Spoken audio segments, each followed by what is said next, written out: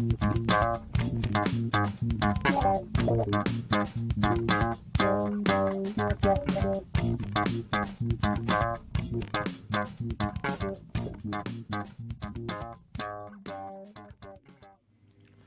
up, guys? It's been a little while since I made a video, but been down here with one of the guys from Tulsa.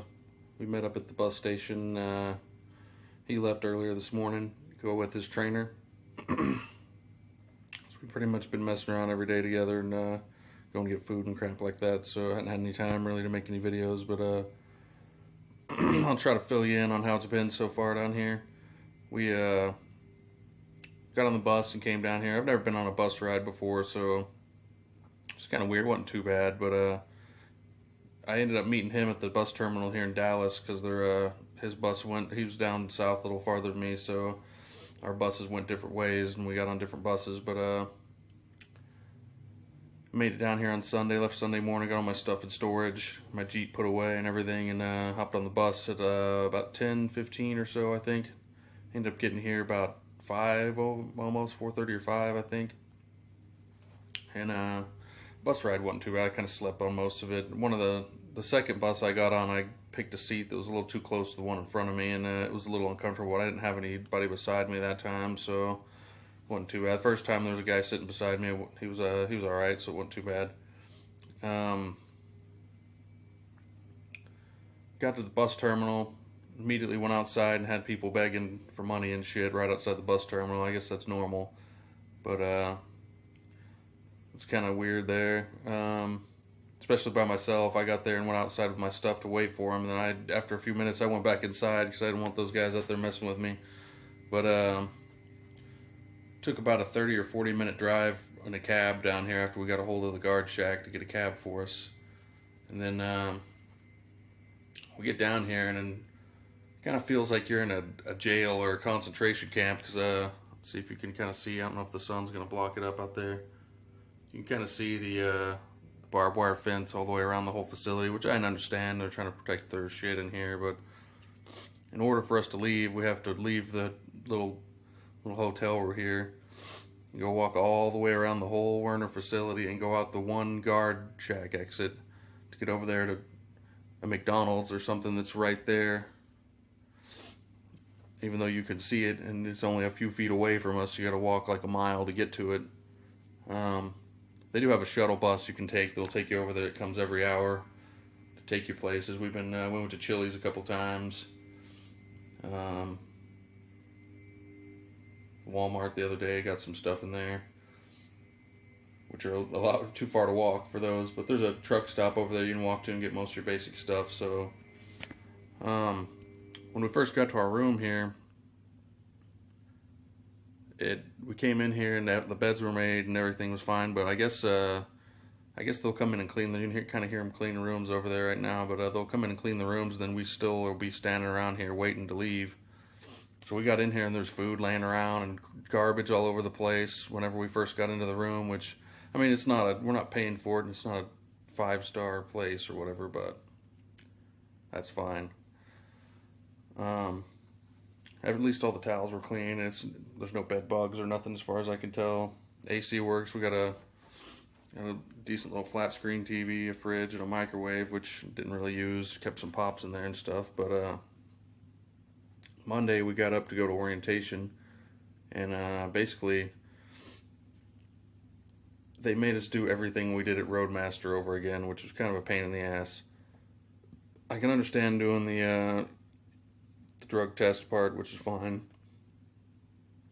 but they made us refill out all of our applications that we filled out at Roadmaster for them already. We already did it. We had to do it again, which was kind of annoying. And then they made us watch a bunch of E-Trainer videos, which were almost exactly, well, they weren't the same people and same videos, but they were the same content. So we had to watch at Roadmaster, so we had to rewatch all that crap again and take little quizzes and everything like we did there. So that was all redundant. The lady at the orientation, she seems like a nice lady, but the way she did the orientation was kind of stupid. First thing that kind of made me mad was I was sitting at the back because they have assigned seats. They have your names on them so they can tell who you are, I guess. And she moved a bunch of us to the front for some reason. I guess so we could move up there and be closer to her for the class or whatever. But then she didn't really do anything. And then the second half of the class, she had us move all to the back of the room to do the Qualcomm practice because all the Qualcomms are at the back of the room. So I was like, what the hell are you doing? Why are you moving us to the front just for that? And then she kept asking people if they had questions every time she'd go over something. And then anyone that asked a question, she would just tell them that they would have to ask someone else because she didn't have the answers to any of it. So I was kind of stupid again. Why are you asking us? Just tell us if you have any further questions. Call this number, ask this person, and move on, you know. Let's see.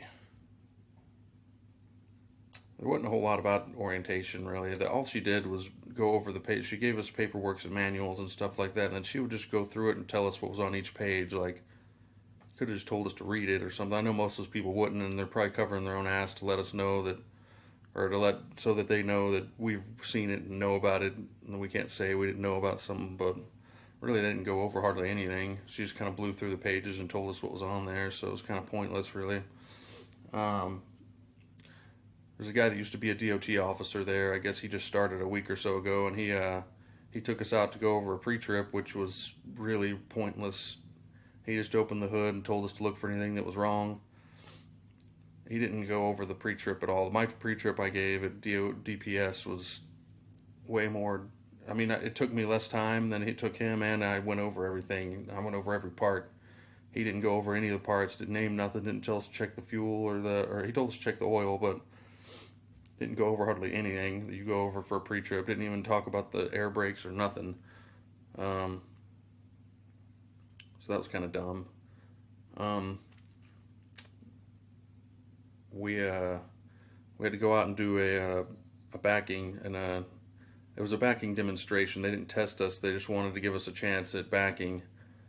We had to do a 90 and a 45. I've never done a 45, but my buddy hopped in there and he did that first. He was the first one. He got it pretty fast. I mean, it's just you pull past the parking spot and get to a 45 degree with it, and then you just back it in like you would with a 90. So it's really not that much different. You're just doing the second part of a 90 degree. So we got both of those pretty quick.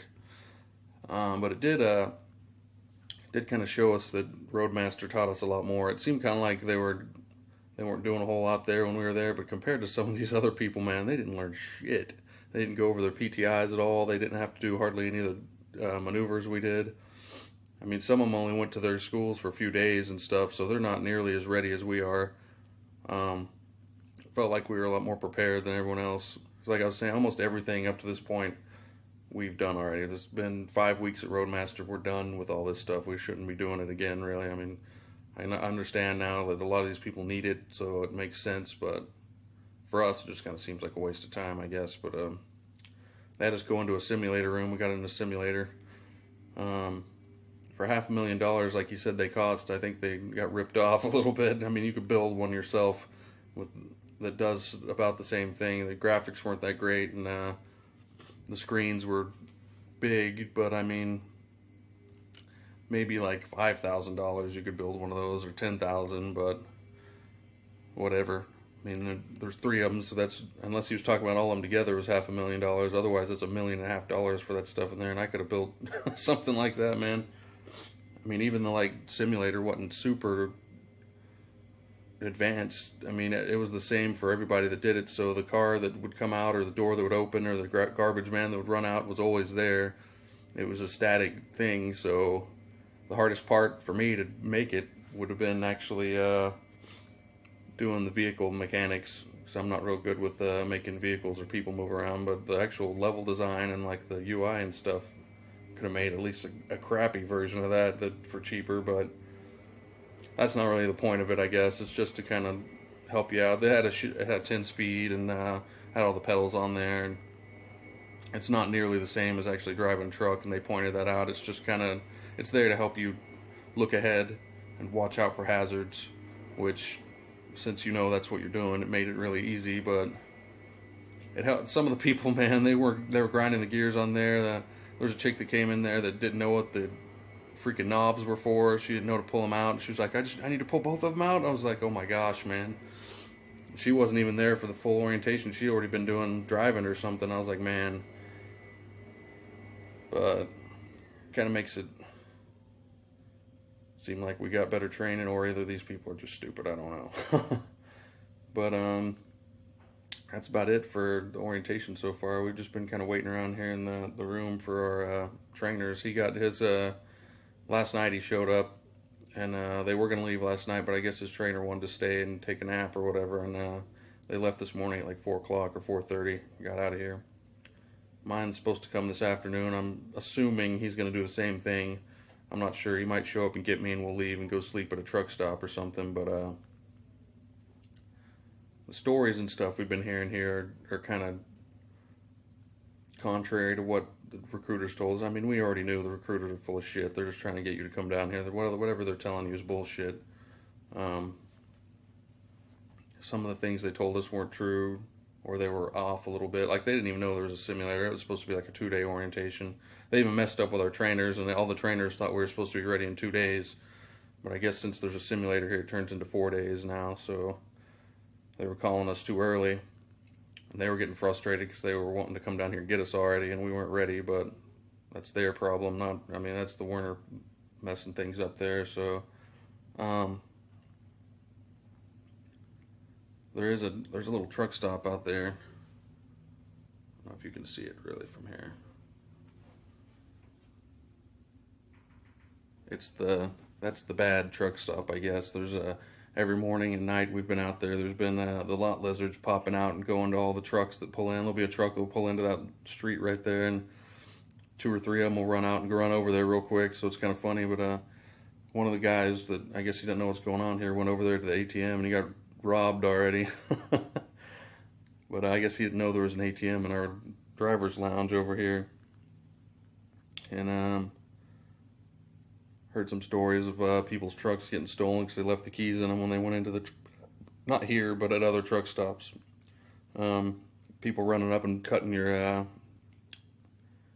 safety on the back of your truck or your trailer, jumping in and stealing a bunch of stuff while you're sitting there at a truck stop and stuff. So that's something to watch out for, I guess. Some of these bad areas. There's been a few people here mad and wanting to quit because they're only making like $600 or $700 a week, which we kind of knew they were kind of BSing about making over $1,000 a week. So we're gonna get our training and see how it goes. They do have a bunch of new trucks here, brand new trucks, and you can get them, I guess. It's just kind of whatever happens whenever you get here to get your truck. You might get a brand new one, or you might get one that's got 3 or 4 or 500,000 miles on it. So who knows? They're only like a couple years old anyway. They're still pretty nice. We saw some of them out there that they were refurbishing and cleaning up for people, and they looked like the new ones at first till we got up there and actually looked at them closer, and then you could tell they were just cleaned up for people. But gonna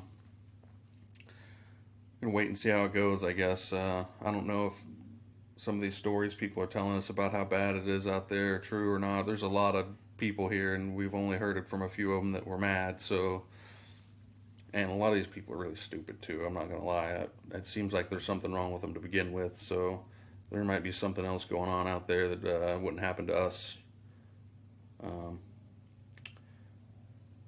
But yeah, I'm gonna go ahead and go do my laundry that I've built up for the last 4 days, 5 days. I don't know how. I can today's Friday. We got here Sunday, so it's almost been a full week here. If I end up staying till tomorrow, that's basically a full week I've been here. We got my laundry done, get packed up just in case the guy wants to leave at 5. Which I'm guessing he won't, unless he shows up at 5. His trainer said he was going to be in town at about 5:30, and he got here later that night. So I don't know what he was doing. He was unloading somewhere nearby, but I'm going to be ready to leave tonight anyway. I'll probably end up getting another roommate if I stay too much longer, so I'd rather hurry up and get out of here. I don't want some of these guys I wouldn't want to be roomed up with. There's a few cool guys running around, but yeah. But I guess I'm going to go ahead and get that taken care of, and I don't know when I'll see it again, make another video again, see you guys, but